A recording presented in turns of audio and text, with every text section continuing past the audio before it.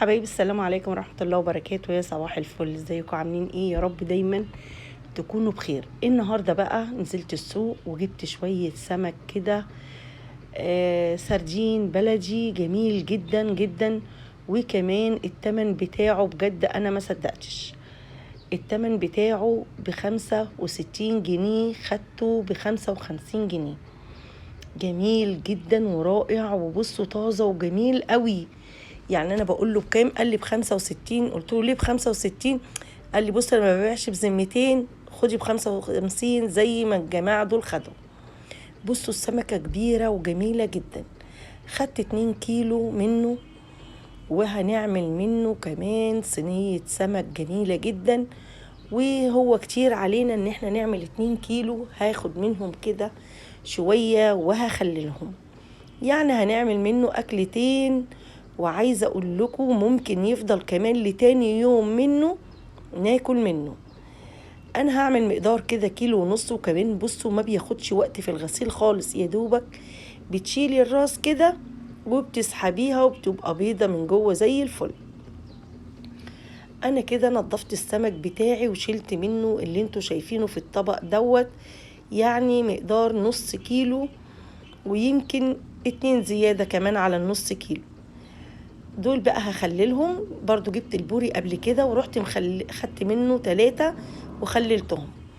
كمان معايا كيلو بسارية، جبته بكام؟ جبته ب25 جنيه.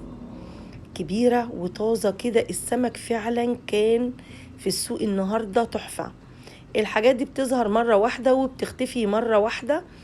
انا بقى هعمل منه صينية سمك تحفة. هعمل ايه؟ هشيل منه كده الراس، يعني ممكن اخد مقدار نص كيلو برضو منه، هعمله صينية سمك كده جميلة جدا.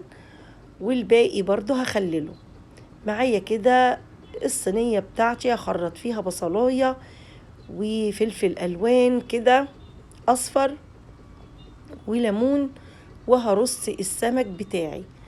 عايزة اقول لكم احنا نعمل مقدار الاكل اللي احنا هناكله، ما نكترش وما نهدرش كده في الاكل علشان ما يترميش مننا. الحاجة الوحيدة اللي ممكن تبات عندنا السمك وبيتاكل. بس انا بصراحة حتى لو فاضل عندي اكل طبيخ او اي اكل تاني، ممكن اعمل جنبيه شوية حاجة كده تكون مختلفة، او اخليه مختلف عن اليوم اللي احنا كلناه وبيتاكل وبيبقى زي الفل. والاولاد عندي ما بيقولوش عليه لا، لان احنا دلوقتي مش هينفع ان احنا نرمي اي حاجة بجد. الحاجة الكتير نحاول ان احنا نشيل منها، ممكن تنفعنا في يوم تاني نعملها. ولو اكل فاض ممكن نشكله كده ونخليه لتاني يوم نعمل جنبيه اي حاجة مختلفة وهتتاكل. زي ما انتوا شايفين كده انا بوضب الصواني بتاعتي، ودي الخلطة بتاعتي الجبارة اللي عايزة اقول لكم تحفة، تتاكل كده من غير اي حاجة. هبتدي كده بقى اخلل السمك بتاعي، طبعا بعد ما غسلته وبعد ما نقعته وبعد ما خليته زي الفل والريحة بتاعته رائعة. هرص بقى كده السمك بتاعي في الصينية. حتى لو الصينية مثلا ما كفتش حطه رق تاني فوقيه، لان السمك السردين دوت ما بياخدش وقت، بيستوي كده على البخار. رصيت كده السمك بتاعي، بسم الله ما شاء الله. عايزة اقول لكم بصوا جميل. انا عندي هنا بيعشقوا السمك السردين دوت. تعالوا بقى كده هنعمل كمان شوية السمك بتوعنا اللي احنا شيرناهم البصرية. دي شطة من دون اي حاجة، شطة حامية جبارة. ونحط كده برضو معلقة خلطة كبيرة وهنقلبهم بقى كده مع بعض، وهنحطهم في الصينية، واعصري ليمون على الصينيتين وشوية زيت، وحطي عليهم رشة ملح بسيطة كده من فوق وشوية كمون، وزقيهم في الفرن.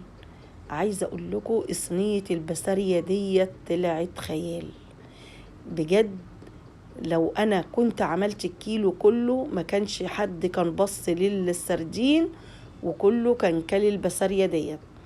اول مرة اعملها، فعلا اختراع رائع جميل جدا جدا. يعني انا ممكن بعد كده اجيبها واعملها غدوة لوحديها بدون اي حاجة جنبيها، لان بجد رائعة. كده عملنا الصينيتين بتوعنا. عايزة اقول لكم الصينية دي كمان هيفضل منها السردين اللي هعمله بقى تاني يوم، وبرضه هوريكم هنعمل ايه جديد جنبيها عشان تتاكل. عندك بقى روزماري كده اخضر وزعتر، حطي كده من فوق الوش، حاجة خيال بجد، وبيدي ريحة وطعم ونكهة كمان جميلة جدا. عملنا غدوة ليومين من 145 جنيه، 25 السمك، 110 135 جنيه. عملنا أكلتين، وكمان خللنا من الأكلتين دول أكلة ملوحة إن شاء الله هنعملها كده وهناكلها قبل رمضان. شلنا 3 سمكات بوري من السمك البوري اللي احنا عملناه قبل كده، وكمان شلنا من البسارية وشلنا من السردين. كمان عملنا وجبة ملوحة تحفة إن شاء الله هناكلها قبل الصيام بإذن الله. زي ما انتوا شايفين كده قطعت شوية بصل. على فكرة ما دهولتش مواعين، ما وسختش المطبخ، ما عملتش اي حاجة، ولكن عملت اي حاجة ولا اطباق بقى قطعت فيها بصل ولا فلفل، لا، كله كده في قلب الصواني، وسهل وبسيط، وبسطنا الامور علينا وما دربكناش ورانا ولا اي حاجة خالص. هنقطع كده شوية الفلفل، وزي ما قلنا حبة كمون، حبة ملح، حبة شطة، اللي انتوا عايزينه كده حطوه.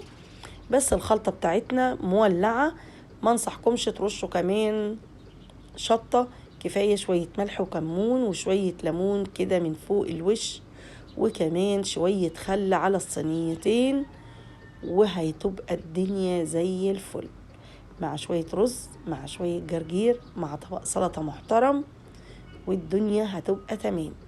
الدنيا مش عايزة هرجلة، مش عايزة أكل كتير، كفاية اللي احنا فيه، وكفاية بجد اللي احنا وصلنا له. ربنا يرحمنا برحمته، ويا رب كده بنطلب من ربنا ان يهدي الحال ويصلح الحال كده، وينزل الأسعار شوية، علشان بجد الناس ماشية بتكلم نفسها في الشارع من كتر الأسعار اللي كل يوم والتاني عمالة تزيد. كده خلصنا الصينيتين بتوعنا. قطع بقى كده الليمون بتاعنا ونعصر بقى كده، حطوا ليمون من فوق الوش متقطع، وكمان اعصروا عليه ليمون، لان السمك ده بيحب الليمون الكتير جدا. على فكرة ان شاء الله البسارية ديت ممكن الاسبوع دوت والاسبوع الجاي ممكن تلاقيها، ممكن ما تلاقيهاش، هي والسردين البلدي في وقت كده بتختفي وفي وقت بتطلع كتير. هي دلوقتي طالعة كتير، اللي عايز يشيل منها رمضان يا جماعة يشيل، لان ده انسب وقت ان انت تشيلي بسارية. ان انت عايزة لو تخلليها ان عشنا وكنا من اهل الدنيا ان شاء الله للعيد هاتوها وخللوها، وممكن اخللها معاكم واقول لكم ازاي ان احنا نحفظها بدون اي ان هي تتهري ولا اي حاجة. وممكن برضو ان احنا نشيل السمك السردين برضو للعيد، وممكن نشيله كمان لرمضان. هشيله معاكم لان احنا من عشاق السمك السردين ده، وبيختفي زي ما قلت لكم كده. هجيبه وهشيله.